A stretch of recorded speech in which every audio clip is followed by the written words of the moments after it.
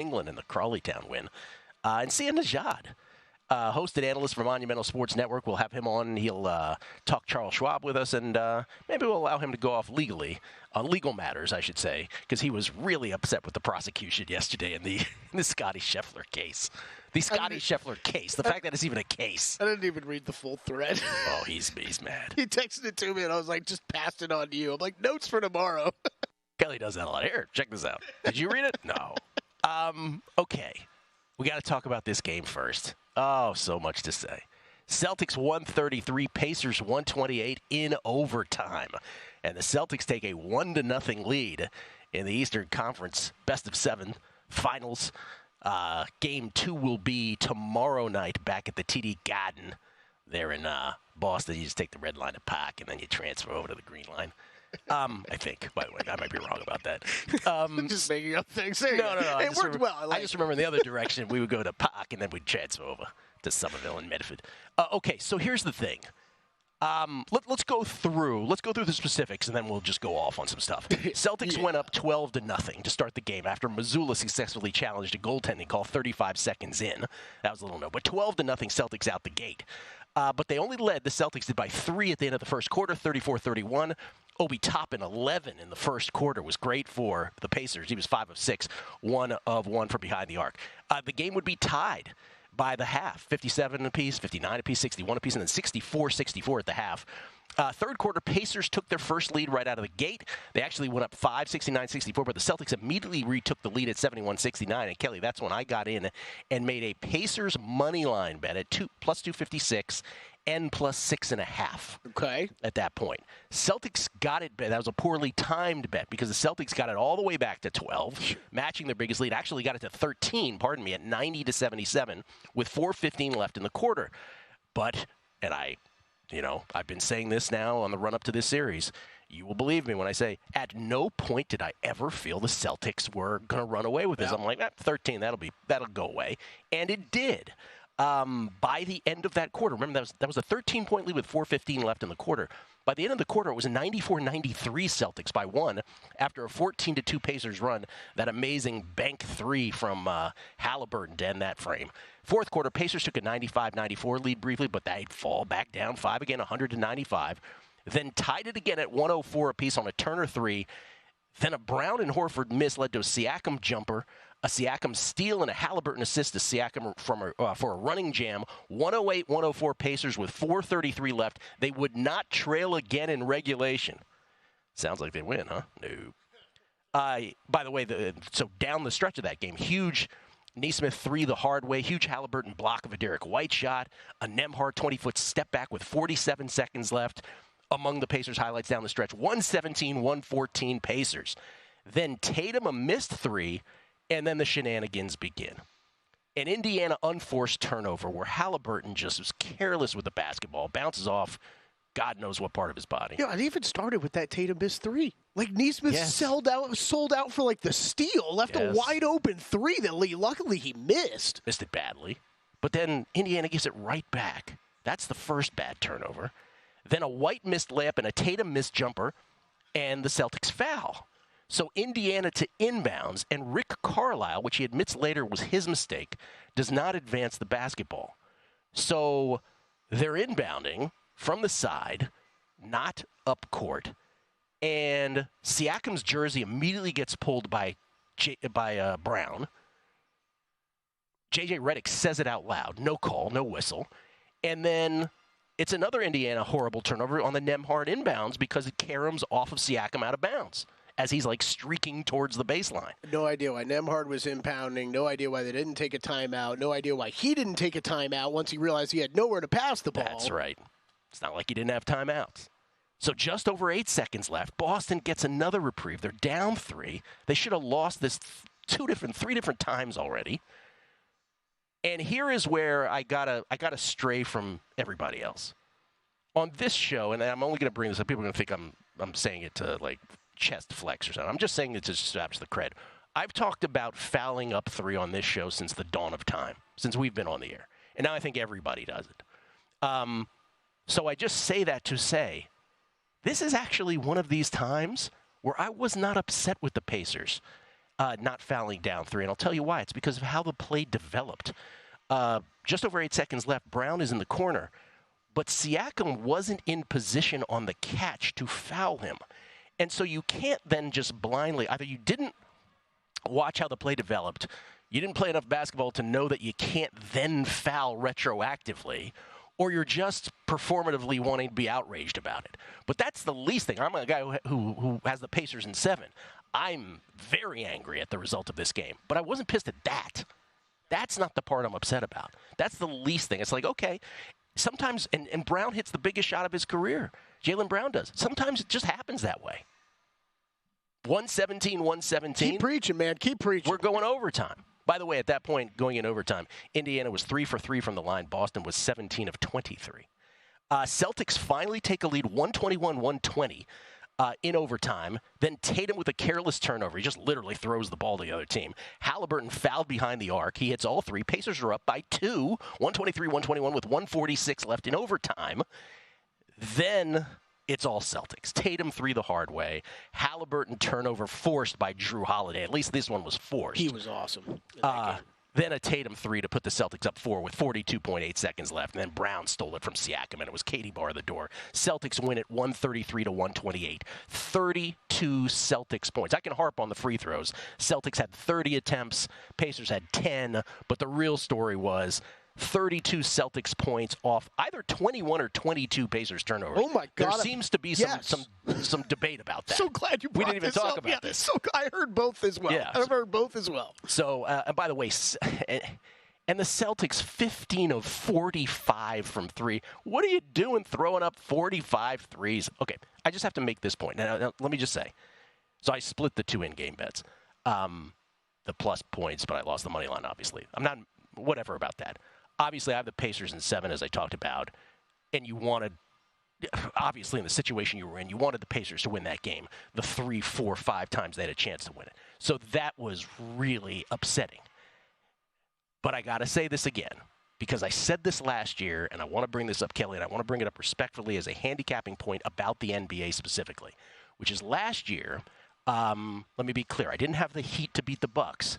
But I did have them to beat the Knicks, and I did have them to beat the Celtics, and then I stopped because I knew the Nuggets were going to crush them.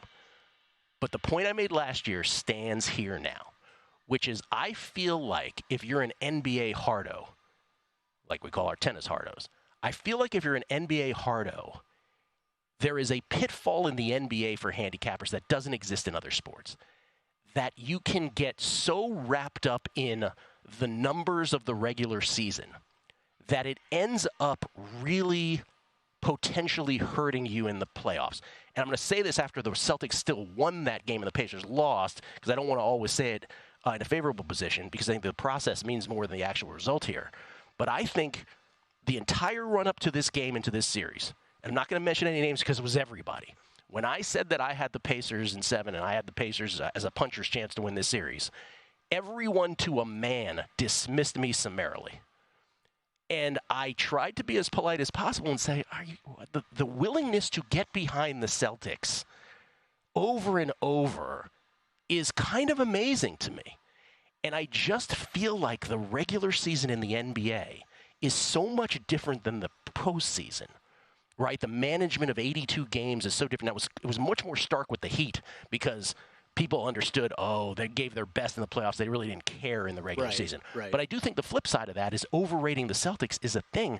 And now I think after one game, people get that the Pacers can be very competitive in this series. By the way, when I said to people after the game yesterday, I was like, as pissed as I am, I think the Pacers get now. They can win this.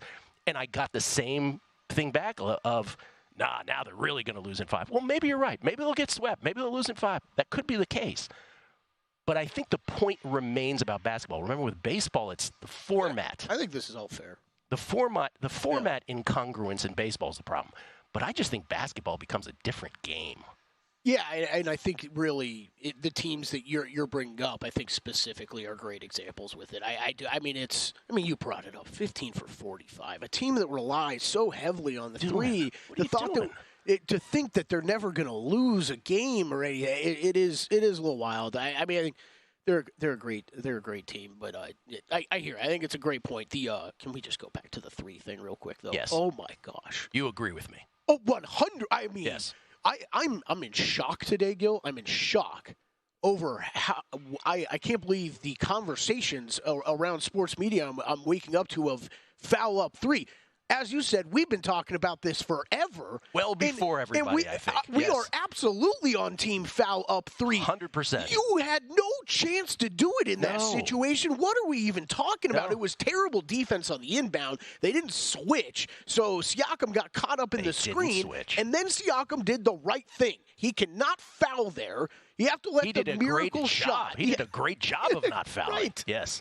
I mean, the 2 turnovers before that were horrific. Horrific. I mean, somehow the Halliburton one gets covered up. I mean, he just dribbled the ball down the court and lost it off his foot. Like he forgot how to dribble all of a sudden. I was like, what am I watching? Oh, it's brutal for the Pacers. That's a tough loss. That is a tough loss. We're going to have a long series, though. We're going to talk about it with JVT. And, of course, the Mavericks and the T-Wolves beginning tonight in the Western Conference Finals. That's next with Jonathan Von Tobel. Numbers Game VSiN, the Sports Betting Network.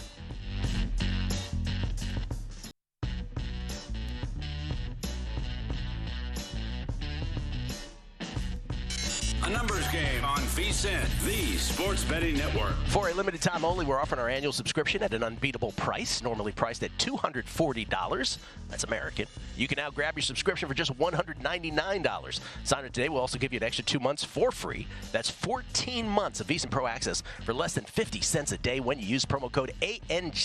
With VSiN Pro, you'll gain instant access to our daily best bets with a leaderboard to see which VSiN expert has the hot hand. Betting splits to show you where the money and bets are moving for every game. Betting systems, premium analysis, 24/7 video access, all of that at VSiN.com/subscribe. Go there today to claim your 14 months of VSiN Pro for only $199 with promo code ANG. The promo code, folks, is ANG. That gets you 2 months for free. Those 2 months coming out of JVT's salary. That's right. That's what we heard. That's VSIN.com/subscribe. Gill Alexander, Kelly Bidlin, JVT about to join us. I just want to say one thing real quick here before we get to John, which is just following up on our conversation in the first segment, the part about the Celtics shooting 45 threes. We talk about this in football all the time on guessing lines. What's your betting truth serum? Like if I have a bet, what do I want the other team to do on 4th down? That's where it usually comes up, right? Yep. If I'm betting against the Celtics, every time Tatum or Brown, but Tatum specifically, takes it to the rack, I'm like, oh, no, this is not going to go well. Every time he shoots a 3, it's a victory. Every time. Yeah, no, I hear you. And the other thing is you pointed out. Why do you think I love like Giannis and Zion so much? Oh, yeah. It's no thought going hard to the rim. How are you stopping that? The other thing is you just mentioned this off air. It is official now that Inside the NBA has 1 more year left on TNT, as we know it. Ernest Johnson, and crew there with Shaq, Chuckster, and the Jet. And it's going to go to NBC. NBC has outbid TNT. Is that the word? NBA finalizing media rights deal with ESPN, NBC, and Amazon. And Amazon. That is per so sports business. You'll get round ball rock with John Tesh again. Here's the thing, though. This memo just in. Michael Jordan is not walking through that door. Like 90s basketball is not actually returning. It's just the round ball rock. Dun, dun, dun, dun, dun, dun. Have you seen the video where he tells it on the answer? He has it on his answering machine. He woke up. He dreamt it like McCartney dreamt yesterday. That's what that's his little story. Yeah, that's right. I've heard that. Anyway, the greatest studio show there ever was in any sport, which everybody else tried to mimic but never could capture the chemistry. 1 more year of it. JVT joins us. Jonathan Von Tobel. He's the co-host of VSiN Prime Time. Weekdays here at the network. And, of course, he's our senior NBA analyst. He joins us now courtesy of the Progressive Guest Line. How about that game last night, John? Yeah, it's pretty disappointing, actually. As somebody, and I think, Gil, I think at the very least, I think you're in on this, but as somebody who's holding Indiana plus 2.5 games, would have been really nice to take one of those there, and you should have. The win probability, we can go through it, inbounding up 3 with the other team under 10 seconds, no timeouts. I think since tracking's been a thing, I think the guys at ESPN had this stat. Pacers are the first team to lose that game, so that's a brutal way to lose that thing, man. Yeah, the stat 97%. It said there was their win probability at that point. I would argue argue it's probably higher. Probably. Yes. Yeah, the stat goes back to 1997, but if you hear that at all today, it's what JVT's talking about. That's when they started tracking this stuff. Yes. So it goes back even further. It's just, and do you agree? One of the things, Kelly and I did not talk about this before the show. I just sort of go into my rant, and then he reacts to it. As upset as I was with the Halliburton turnover with just, with like 40-some seconds left and the horrible Carlisle decision not to call timeout or advance the ball, and then, Siakam's jersey gets tugged and Nembhard throws and it caroms up. Like, that stuff was awful. But not fouling up 3, I just didn't think the way the play developed that they should have. And I thought Siakam did well not fouling him. Do you agree with that? Yeah, no, I think I would generally, that's a tough spot because then, of course, you foul, he hits it, then it's an N1 opportunity. What I kind of quibble with more in that scenario is why even have defenders along the interior? You know what I'm saying? Like, why not just put everybody along the perimeter, 2 guys in the corner, 2 guys on the wing, but 1 guy at the top of the key? They need a 3 there. Like, they've let them get a 2-point shot. Who cares if they do it in that instance? So I'm more of, because I'm with you. I think it's easy to just say, why don't you foul? Like LeBron, I think, tweeted out, like, that's why I foul up 3 every time. But I think it's easier said than done in that situation. For me, I'm just camping my guys out along the perimeter and just going, go ahead and take a free bucket inside. We don't care. We're up 3 with less than 10 seconds left, and I believe you don't have timeouts. Like, you go ahead and try or do whatever you need to do, but we're camped out here, and we're going to be here to defend. I think that, for me, was the bigger one. Strategy-wise, there's no need to put guys along the interior and defend in there. There's no need for it at all. That's a good point. Gill, we didn't even bring that up in the first segment. LeBron tweeted that. Yeah. How did LeBron tweet that? He doesn't think that. There's no way he really thinks LeBron, that. Mr. Foul up 3. Yeah, okay, buddy. How are you fouling there without Jaylen Brown getting the shot off? Right. Last thing on this, before we get to the Mavs and the T-Wolves. Celtics are 9-point favorites again in Game 2 tomorrow night. The total's at 224.5. Are you in the, oh, man, Indiana can't possibly bounce back from that kind of defeat camp? Or are you in the, oh, Indiana, even though they lost, they are going to come back in Game 2 and do to the Celtics what their previous playoff opponents did to them in Game 2s? I mean, I don't know if it's identical to Game 2, but I don't think you're scared off of Indiana. It's not like they did anything that was completely unsustainable, I think, in that first game. They only shot 35% from 3, so it's not like they went out there like Miami did in that Game 2, right? Shot 55% from 3 and took a game, or what Cleveland did in their Game 2, which was shoot over 55% from the floor, over 40% from 3. Like, they had a really good day at the rim. Pascal Siakam had a really good game, as did Tyrese Halliburton, but I didn't watch anything. I don't know about you, Gil, but I didn't watch anything last night that told me that Indiana cannot repeat a similar performance and push this team again. So as somebody who came into this, right, thinking that, like, I thought they were going to be pretty competitive in the series, I would not be scared off of Indiana in any way, shape, or form after that yesterday. Indiana's series price adjusted to plus 800, 8-1 now. They come back down 1-0 in the East. In the West, T-Wolves minus 170 is where the series price has sort of settled in after sort of getting past that and now settling back a little bit. Tonight, T-Wolves favored by 4, totals 206.5. How do you see this, John? So I think for a series perspective, I like Minnesota, and full disclosure, I do have this futures ticket on Minnesota, but I think even just dropping in with nothing, I think that Minnesota is uniquely equipped to kind of handle this matchup. One of the things that I think is really underrated about Dallas' win over Oklahoma City is the way their role players carried them through that series. Like, Luka Doncic had a good end of the series, but Kyrie Irving was quiet. But guys, Derek Lively, when he was on the floor, the Mavericks outscored the Thunder by 71 points in that series. Yet Derek Jones Jr. shoot 37% from 3. Yet PJ Washington give them, 17 and 8 on 47% shooting from 3-point range in that series. Those guys really helped them carry them along. And I think that when you look at the way that Minnesota can defend, when you have Jaden McDaniels and Anthony Edwards for Kyrie Irving and Luka Doncic, when you've got smart defenders in Mike Conley where you can put him wherever, but even if he gets switched on, it's a size mismatch, but he can still, of course, defend at a really smart level. We know what Karl Anthony Towns, Rudy Gobert can do. We know how good your bench can be. I think that this is a team that is equipped to do this, and they're not going to have to help off the defenders because they're going to trust their guys to hold up in one-on-one situations. I think that this is a quieter series for those role players for Dallas. I think that puts a lot more onus on the shoulders of Kyrie Irving and Luka Doncic. I put this in the write-up for the series. If you look at it from just an individual statistic basis, the Mavericks were one of the best isolation scoring teams in the NBA in the regular season. Makes sense. They have the best isolation scorers in the NBA. The Timberwolves were the second best isolation defense in the NBA in the regular season. They have a bunch of guys who can hold up in those situations. And I think over the course of this series, that lends itself to them winning this thing. So I think they're in a pretty good spot. I know that generally Game 7s are the winners of Game 7s are teams that the market would like to play against. But we saw yesterday, right? We had a winner of a Game 7 go in there and cover a number against the Boston Celtics. And this team's going to be at home. I would really just be on the side of Minnesota. I like them in the series. And I kind of think that they have the potential to end this pretty quickly in 5 or 6 games if they play to their level on defense. I like that. You agree that if the T-Wolves win it all, Tim Connolly pulled a fast one over all of us, and he gets to say, I don't care what y'all said about my Rudy Gobert trade. It did exactly what I thought it would. Yeah, well, isn't that so? That's one of the cooler stories. And not, Rudy Gobert stuff aside, Gill, Tim Connolly was part of the front office that goes and puts together Denver. Yes. Denver goes and wins a championship. Then he goes to Minnesota and goes, I'm going to build a team that's somewhat similar, that's going to be better than that team, beat them, and then maybe compete for an NBA Finals once more. Like, that's incredible to see what a front office guy can do. But absolutely. And I think that, I was somebody, and Kelly knows this, I was in on Gobert since last year in this trade. I thought it would work. I had Timberwolves futures and overs last year, and they were punching fire extinguishers and Kyle Anderson and each other and all that kind of stuff.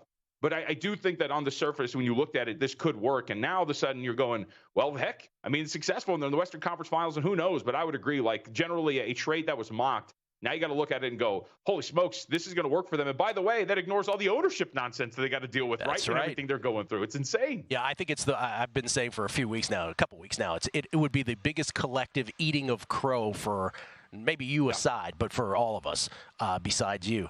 Last thing, I want you to give a pause before you answer this. What is the NBA Finals matchup that would be most intriguing to you? Oh, I don't have to pause, but I'll pause anyway.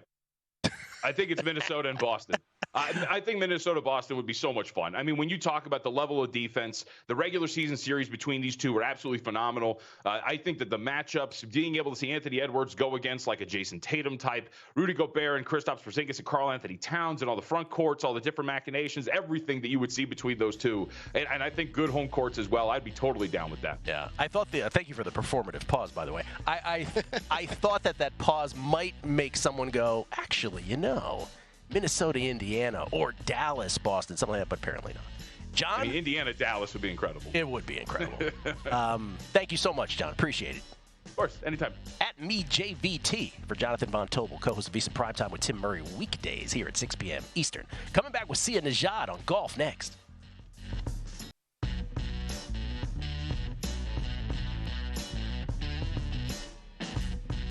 A numbers game on VSiN, the sports betting network. This segment is brought to you by ZYN nicotine pouches. Few things are as rewarding as winning the big game, but rewards from America's #1 nicotine pouch come close. ZYN nicotine pouches are smoke-free, spit-free, hassle-free, and can be enjoyed from anywhere, anytime. It's available in a deep roster of varieties and gives you the choice of 2 strengths. Whether you're managing your fantasy lineup on the go, watching the game from the stands, or cheering your favorite team from the couch, you can get the nicotine satisfaction you want with ZYN. Plus, with ZYN Rewards, every can of ZYN earns you points towards premium items like tailgating gear, top-of-the-line tech, kitchen accessories, and even gift cards. In fact, it's the only nicotine pouch brand to offer an expansive reward program, with new items added seasonally. Find your ZYN at your local convenience store or online at ZYN.com. That's ZYN, ZYN.com. Warning, this product contains nicotine. Nicotine is an addictive chemical. Kelly, if I've said it once, I've said it 100 times. Some things in life are spit-free, some are hassle-free, but it's rare that they're both. I can't even count how many times you've said that. That is true. 100, 200, who knows? Ladies and gentlemen, you will notice that our next guest never goes to a gym and is not well-groomed at all. He's Sia Nejad, host and analyst for Monumental Sports Network in D.C. at Sia Nejad, SIANEJAD on the Twitter machine, courtesy of the Progressive Guest Line. He comes to us. How you doing, Sia? I'm doing well. Listen, it feels like we're talking everything right now. We got NFL to talk about, NBA playoffs, NHL, MLB, PGA. I feel like people think this is a slow time of year. It's not slow at all. I'm enthralled. Not at all. You know what else is in full throat is golf legal analysis. And before you get into anything else, I want to commend you because Kelly sent me your thread yesterday, your video. First of all, I just want to get because you're an attorney by trade. People should know that. And This was a video of of the prosecution in the Scottie Scheffler matter. I can't even call it a case. It's so ridiculous. Yes. Trying to argue with the judge that, like, there shouldn't be a delay here. It was so embarrassing, man. It was a classic case of an attorney trying to do all the attorney things while the camera is rolling and while the lights are on. And this is like what we see. I mean, this is what I saw practicing law for 13 years as a trial attorney. I mean, I saw this so many times where attorneys are sometimes out there just to sort of prove themselves instead of get it right. They want to be right instead of get it right. And I thought this was actually truly embarrassing, especially considering, in my opinion, these charges probably should have been dropped within 48 hours of actually being levied. But the long and short of it is he was arguing against a motion to continue the arraignment by a couple of weeks, mostly due to a scheduling conflict that defense counsel had. These things are so routinely granted that they're almost never in front of a judge because counsel typically agrees to them beforehand. It was like laughable. I mean, to the extent motions to continue are not granted, it's usually when you're deep into the case and the delay is causing prejudice to the case, or if it's just completely unnecessary. But in a preliminary matter like this, things like this, like, you don't waste the court's time with things like this. And the real irony here is he was trying to suggest that, hey, we don't want to treat Scottie Scheffler any different than your common everyday citizen. By actually being an antagonist to this motion, he was actually treating Scottie Scheffler differently because the common person would have had this motion to continue granted right away. And oh, by the way, Gill, the provision he was arguing, the support for his argument was a misplaced provision. It was actually unbelievable. The when appropriate provision, both counsel and the judge were like, hey, this applies to remote appearances. It doesn't apply to whether the defense counsel can have a motion to continue granted. So he didn't even have, like, literally a leg to stand on. It was laughable. And it's part of the reason, if I'm being perfectly honest with you, this is a very small illustration, because this isn't, at the end of the day, this isn't a big deal as far as the case is concerned. It's an illustration of why I don't practice law anymore, because of things like this that are so beyond ridiculous and so beyond a waste of people's time. It's just, at a certain point, you say to yourself, do I want to do this for the rest of my life? And the answer for me was no. I love that. That's very honest. 3 minutes of outrage with Cianajani. That was awesome. It literally was like, the guy was going, he goes, the sky is not blue. And then the defense was like, what do you mean? You know the sky is blue. It's always blue, he goes. And then he goes to the judge, he's like, so the sky isn't blue, right? Like, it's just so ridiculous. All right, Charles Schwab, a challenge. What are you looking for here? What's the course? And in terms of what does the course dictate for where you're looking for from the golfers themselves? Well, first of all, speaking of Scottie Scheffler, it dictates that I want to take Scottie Scheffler, like, out of the market entirely because he's so good. And I do think, this course doesn't necessarily emphasize his strengths. I mean, his strengths are everywhere, if I'm being honest. But, you could say that this course, which is a positional kind of strategic, not a plotter's course, but a strategic course where approach play and putting are really going to come into play, probably around the green a little bit as well, where off the tee is certainly minimized. You could make the argument that, well, maybe this isn't the tournament for Scottie Scheffler to win, especially coming off, having a child and having this attorney stuff kind of just lingering in his head each and every day. With that said, like, I'm looking for accurate players off the tee. I'm looking for guys that are dialed in with their mid irons, which I'm sure Kelly is looking for the same thing. I'm looking for some around the green play and some spike putting. I tend to look at putting a little bit more in cases like this in terms of, like, saving par, bogey avoidance, things of that nature. So yeah, I'm looking for guys that, like, are kind of down the board a little bit. But I'll say this, in the outright market, I'm betting the market that most books are offering without Scottie Scheffler. So that if Scottie Scheffler wins, my outright still have a shot. Of course, I'm taking a shot with the points there. In other words, a 60-1 shot all of a sudden becomes a 45 or a 50-1 shot. I'm willing to do that to avoid the Scottie Scheffler scenario. How many books are offering that, Sia, generally? Yeah, I would say most of the main books offer it. I mean, like three of the sports books that I use actually offer that. They offer it in different ways where, first of all, some of them will come out with it, like, straight away on Monday. Some will wait until Tuesday for whatever reason. And some of them will not only offer the without Scottie Scheffler market, but they'll have another option too, where they'll offer it without Scottie Scheffler and the other top dogs like Colin Morikawa, Jordan Spieth. And again, that cuts down the odds considerably. I don't really delve into those markets because I do think it's the Scottie Scheffler issue that is the main thing. I'm not as worried about Jordan Spieth and Colin Morikawa.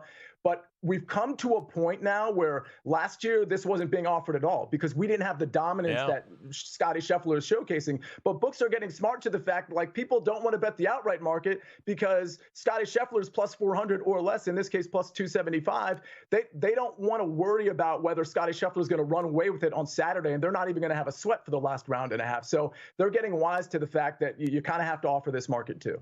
Makes sense. And so ergo, where did you land on the outrights? Yeah, I landed, again, without Scottie Scheffler on Sepp Straka, who missed the cut at the PGA Championship, which is just fine. I mean, his upside has been showcased plenty over the last couple of months. He's shown the ability to take down a tournament. Without Scottie Scheffler in the market, I'm getting him at around 35-1. Again, I love his ability to spike. He's an accurate driver. He can be dialed in on approach and with the putting. I like Aaron Rai for the same reasons. He rates out extremely well for everybody. I see Kelly kind of nodding his head. Very accurate driver. Very good with the mid irons. The around the green and putting is okay. I would say it's about field average, but he has really shown me something over the last couple of months. The finishing positions are there, and he's got some decent course history here as well. A couple of long shots in the outright department. Again, without Scottie Scheffler, Doug Ghim and Daniel Berger both at 65-1. I'll admit the Doug Ghim one is particularly shaky because I just don't think whether Scottie's in it or not, I don't think he has much top two equity. I don't think he has much win equity, but I'm starting to see something with his game and with the course fit where I'm like, all right, I can maybe take a dive into Doug Ghim. And Daniel Berger, listen, he was injured for a long time, but the ball striking is back. He's an excellent course fit. His history here is excellent. I'm trying to get him on the upswing. So again, without the Scottie Scheffler market at 65-1, a guy that I know has the pedigree to win on this course and has the history that has won on this course, 65-1, I think that's super sneaky. I'm smiling with the Doug Ghim stuff because just sort of anecdotally watching what comes up on models, on golf models from all y'all over time, Doug Ghim has to be the model, model champion. I might have got on a rant on that on this week's long shots really? where I was like, I can't do it with Ghim anymore. He's up there. It doesn't even make that much sense to me this week. He shows up at every tournament. It's always, approach is usually the most important stat in golf, and he is great with his irons. Also, real quick, first round leaders, because that's where you've made your hay, Sia. What do you got there? Yeah, and by the way, I'll say with these outrights, I have a lot of them, including Doug Ghim in the top 40 market with Aaron Rai, with Daniel Berger, some long shots, CT Pan, Ben Coles in the top 40 market. I got 4 first-round leaders for you. Sepp Straka. These are all morning wave guys, which there will be likely an advantage for the morning wave guys, as there usually is. Sepp Straka at 50-1, Christian Bezuidenhout at 50-1, Austin Eckroat at 50-1, and Aaron Rai at 55-1. Those are my 4. Okay, in top 40s, you got Rai, Berger, Ghim, CT Pan, and Ben Coles as well. Okay. Ben Coles 5, yeah. Ben Coles 5. Sia, always a pleasure, and thank you for that legal perspective. And honestly, I felt it when you said that thing about you just wanted to get out of the profession from stuff like that. That hit hard. That's interesting. Appreciate the honesty. Truly.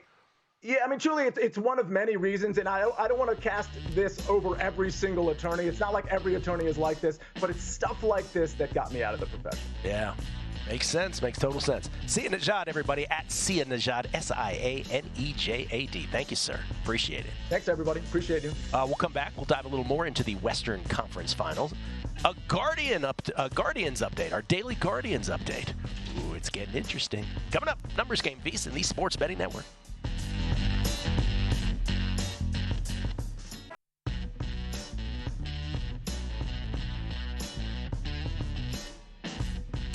A numbers game on VSiN, the Sports Betting Network. Producer number 9 is down a round ball rock rabbit hole, if you know what I mean. We're so close to crowning an NBA champ, and with the action heating up on the court, it's even hotter at DraftKings Sportsbook, an official sports betting partner of the NBA. New to DraftKings, listen up if you are. New customers get a no-sweat bet up to $1,500. Just deposit at least $5, and you'll get a bonus bet back equal to your first bet if it does not hit. Download the DraftKings Sportsbook app now and use code VSiN. The crown is yours. Gill Alexander, Kelly Bidlin, live from Barcanada, the Barrage, here at the D, downtown Las Vegas. You enjoy that John Tesh video? I can't. I've watched it ever since NBC popped back into the negotiations and there was the reports and rumors. I think I've watched this video 18 Tesh is he's out there saying, "Yeah, I'm going to Nashville. We're re-recording it."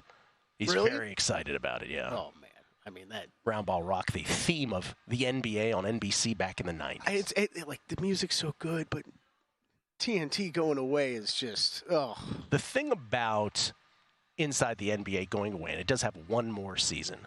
And I said it briefly before, but I'll say it again. Every other studio show tried. They felt as though it was their entitlement then to act like those guys did. Mm-hmm. And it was often not only embarrassing, it was often cringeworthy. Yep. To see it happen on other shows because other people aren't as funny, quick, smart, all the above as those guys. And so I don't know how many people out there too in our audience like it's to understand, to put together a group of people to do a show and to hope and pray chemistry works even half as well as it does on that show. Yeah. Like that's what you're trying to do. And those guys, like we've talked about it often, me and you, like think about, okay, Ernie Johnson's amazing. He's amazing Ernie's at his amazing. job, okay? Yeah. Everybody else individually on that show, if you separated them from the bunch, would they be nearly as good and entertaining besides Chuck? Chuck. No. Chuck is the guy. Yeah, but like Shaq, Kenny, they're No. awesome because they're all part of that show together. 100%. It's also great when like Ernie finally has to reel him, Oh, reel everybody in. Come on, guys. We're here in our Atlanta studios, for God's sakes. By the way, he won the Emmy, Best Studio did, Host. yeah. Congratulations again to Ernie Johnson, the best in the business. We get tweets at Beating the Book. Jamie Leva. The Lenny Kravitz, Terrence Trent D'Arby conversation yesterday got me thinking of Johnny Kemp. He's no longer with us, but Just Got Paid was my jam. Yeah, but he was a one-hit guy. Just Got Paid by Johnny Kemp. Great song, great jam. I was also just kind of laughing at myself as I went to pull up my Western Conference Finals notes. I had to move aside my Lenny Kravitz notes from yesterday. We got a lot of response to that. Tim Lawson. I hadn't thought twice about Lenny Kravitz until you guys brought him up. Now that's the only lens in which I can view him. For those who missed it, Kelly and I really wanted to analyze the career of Lenny Kravitz yesterday. Sort of came up organically. Just because I don't know who was pushing back on Twitter with you of the overrated thing. That wasn't the conversation. No. The conversation was Not about overrated. I think he's a perfectly fine musician. I just don't know why he's so famous. Numbers guys, how long before that prosecuting attorney in the Scheffler case says in his Jeff Sessions voice, "I must recuse myself." Little political reference there. Also, we said it off the air. I don't know. Hopefully, you guys appreciated that because I sure did. Sia Nejad giving that viewpoint that so few people can into a golf legal case, I thought was amazing. That's right. That's one of those. We have these a lot where Kelly and I afterwards are like, I don't care if they were interested, but I thought that was fascinating. 3 Jack H 3131. Just want to make sure I have this correct, Gill. In the beginning of time, Gill had the first podcast and was discussing fouling up 3 on said podcast. It was actually the sequence of events. 3 Jack was fire was created, and then I had a podcast right after that. Brian M., are you going to refer to Sia by his title, The Counselor of Cash? Oh yeah, that should be his name. That's right. That's a good call. Real quick, our daily Cleveland Guardians update. A moment with the Cleveland Guardians. Well, it's getting interesting in May. Once again, we had them in March, April for most wins. That went down in the most dramatic, sick beat fashion ever imaginable. 1 out away from cashing it, and then a home run against us, and we lost. Took them again in May at 16-1. Again, the schedule dictating to me that was worth a bet. And the Guardians win again yesterday. They outlast the Mets in Game 2 of their 3-game set, interleague set with the Mets in Cleveland. They outlast them 7-6. So the Guardians go up to 13-7 with another 1-run win. They're getting the best of the 1-run outcomes in May. They got the worst of it in March and April. And we also had a little help above us. The Dodgers got beat by the Diamondbacks 7-3. The Yankees fall to the Mariners. So right now, the only team with 2 more wins than the Guardians is the Phillies, the March-April winners, who are the only team to get to 20 wins in March-April. They're 15-3. They simply don't lose games. Dodgers are 14-5. Yankees are 14-5. And then it's Royals 13-6. Guardians 13-7. Guardians have 8 games left, as do the Dodgers. Yankees, Royals, Phillies all have 9 games left. So Guardians play early this morning against the Mets. I bet them every day, Kelly, as I tell you every day. Would be very nice for the Guardians to get the win into their day off tomorrow because we got to get through that day off rooting against teams. But right now, still alive. Yeah, those pesky Phillies. And again, the Guardians' schedule does not get difficult. It's Angels coming up. It's Rockies coming up, though on the road. And then it's the Nationals for the final game. So just keep winning, and we might be able to cash this. Can't remember who the tweeter was. I forget. I think it was James Sott, who was like, I love watching this Guardian scoreboard because it's like they're a horse coming down the stretch getting closer and closer. So we'll see. Got to keep winning, though. Okay. By the way, the Phillies, can we just point this out before we go to your thoughts here? Ranger Suarez, the latest Philly pitcher to win a game. Ranger Suarez goes to 9-0 on the year for the Phillies in their win over the Rangers yesterday, with a 1.36 ERA. What? After he tossed 7 innings of 1-run ball yesterday. So he's 9-0 with a 1.36 ERA through 10 starts. To put that in historical perspective, and I'm still a baseball geek at heart, he's the first pitcher to start 9-0 with a sub 1.50 ERA. Again, it's 1.36 through 10 starts since Hall of Famer Juan Marichal did it in 1966. And the only other AL or NL pitchers to do so since earned runs became official in 1912 are Hall of Famer Walter Johnson and Cy Falkenberg, both in 1913. I'm totally claiming Cy Falkenberg. I don't care if he is or not. Oh, that's like, I thought you were just making up names. That's it. Big Cy Train. Falkenberg. That's the coolest name I've heard. Cy Falkenberg. What? That's awesome. Yeah. Juan Marichal and Ranger Suarez, who, again, used to be a great 5-inning pitcher, was super great in 5, but because he didn't go past 5 in a previous iteration of his career, you could only laud him to a certain point. But now he's actually going deeper. Now he's stacking up and he's W's. Unbelievable. Please lose, Phillies, for God's sakes. 5-1 to win Cy Young now. 5-1. All right. Real quick, you didn't get to chime in on the Western Conference, even though JVT did. What do you think about the T-Wolves and the Mavs? Fascinated. I think it's going to be a great series. Really looking forward to it. And, hey, man, if we get we might get 2 really good series here based off of last night. That's great. We were talking off air. I'm joking. I love we get to this point where I talk so much NBA with JVT. We've done so much since the beginning of the season. And you get to the point where the futures tickets finally come to fruition, and it's, I got Mavs, you got Timberwolves, buddy. Sorry, someone's got to lose. I love you, but I hope you lose your money with this. Which is the only time it's appropriate, really. It's the only time it's appropriate. Oh, there's one other. I was telling you when I had the Braves bets the other, and Jeff Parles, my Grover Cleveland producer, is a big Mets fan, right? And he was like, "I hope you lose every one of them." I was like, "Okay, that's fair." I think if I was dropping in right now, I do agree with JVT. It would probably be looking at Timberwolves. I do think they'll have an advantage in the series where we've talked about this defense and how good it is. I keep referring to the Zach Cohen note, but where they ended up finishing regular season defensive rating, the gap between them and who was number 2 is the same from 2 to 13. That's how good this defense was. It's going to be different. You and I were talking during a break. It's going to be different from the last series with the Nuggets, though, what their offense did. Obviously, a lot of ISO ball on the Mavericks side, like JVT talked about.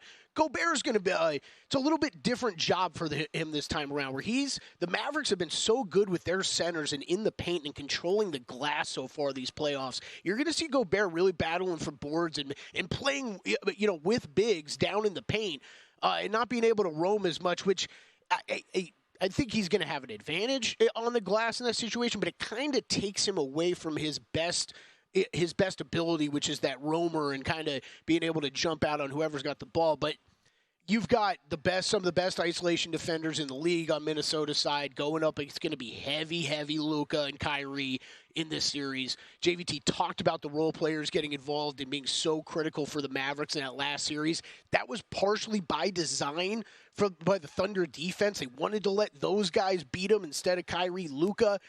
Timberwolves defense too long, too talented. Those guys aren't going to get those same looks.